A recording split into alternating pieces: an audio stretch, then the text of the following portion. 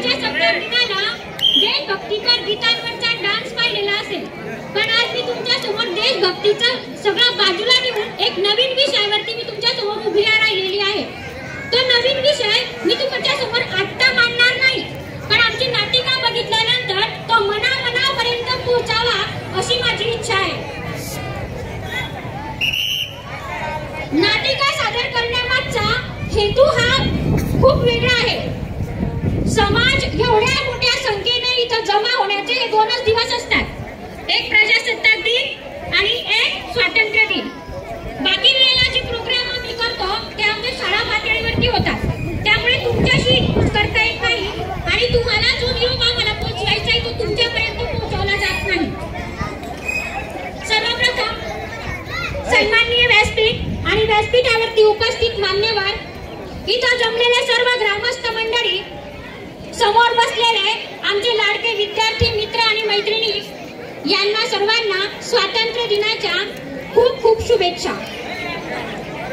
विषय नवीन आहे. विषय काय आहे हा थोडक्यात तुम्हाला सांगते. सगळ्या नात्यात दुधाचं नातं महान असतं. सगळ्या नात्यात दुधाचं नातं महान असतं आणि आई या शब्दापुढे सगळं जग लहान असतं. आई या शब्दापुढे सगळं जग लहान असतं. थोडक्यात विषय तुम्हाला समजला असेल, पण आतापर्यंत जी आई तुम्ही अनुभवलेली आहे तिच्यातलं वात्सल्य, प्रेम तुम्हाला दिसलेलं आहे, पण आज जी मी आई तुमच्या समोर सादर करणार आहे ती फार वेगळी आहे. आठवड्याचे 7 वार सगळ्यांना माहिती आहे ना? आठवड्याचे 7 वार असतात, पण त्याच्या पुढे 8वा वार असतो आणि तो असतो आपला परिवार. तो असतो आपला परिवार. परिवाराची धुरा ही 2 चाकांवरती असते आणि ती 2 चाकं म्हणजेच आपल्या घरातील आई आणि वडील.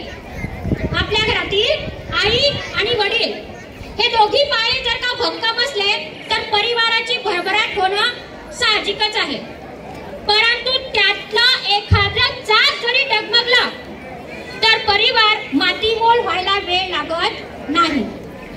आणि या परिवाराची मुख्य सूत्रधार असतात ते त्या घरातील स्त्रीच्या हातात.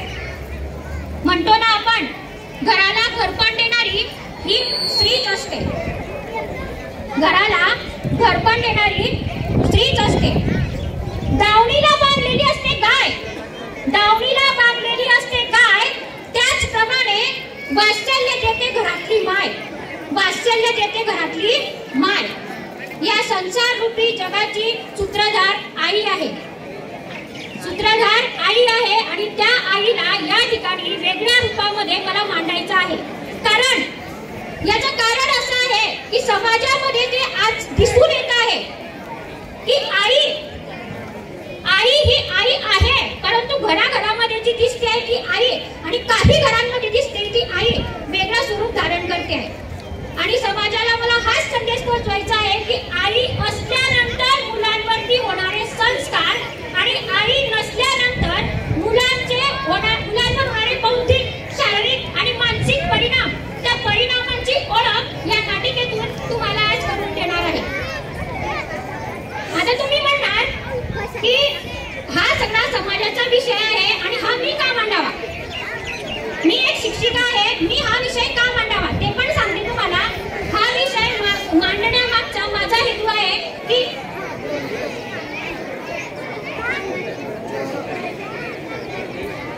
हा विषय मांडण्याचे कारण असं आहे की विद्यार्थी आमच्यापर्यंत पोहोचतात. विद्यार्थी आमच्यापर्यंत पोहोचतात तेव्हा वर्गातील काही विद्यार्थी हे नाराज असतात. त्यांना कसलं तरी दुःख असतं किंवा ते कोणामध्ये मिक्स होत नाही. त्यांच्या कोणाची संगत करायला आवडत नाही. ते चिडचिडे असतात. कधी कधी त्यांचे भान व्यवस्थित केलेला नसतो, वेण्या व्यवस्थित घातलेल्या नसतात. त्यांच्याशी कोणी बोलायला गेलं तर ते रागाने बोलतात. आणि या सर्वांचा शोध जेव्हा आम्ही घेतला त्यावेळेला आमच्या असं लक्षात आलं की यांना कसली तरी कमतरता आहे आणि ती कमतरता कसली आहे तर त्यांना वात्सल्याची कमतरता आहे. हे असे का वागतात त्यामागचं कारण आम्ही शोधलं तेव्हा आम्हाला समजलं आणि म्हणूनच ही नाटिका तुमच्या समोर आम्ही प्रस्तुत करत आहोत.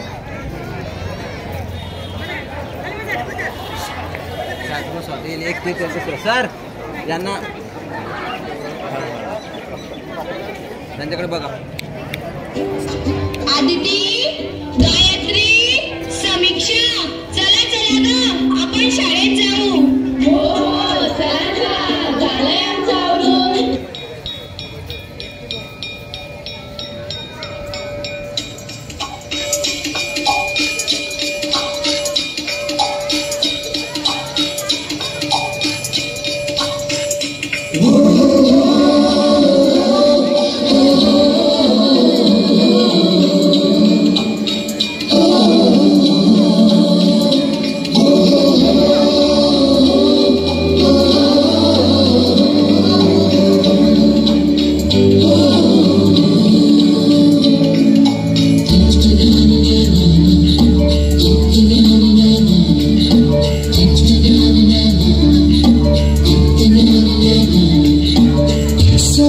Sabır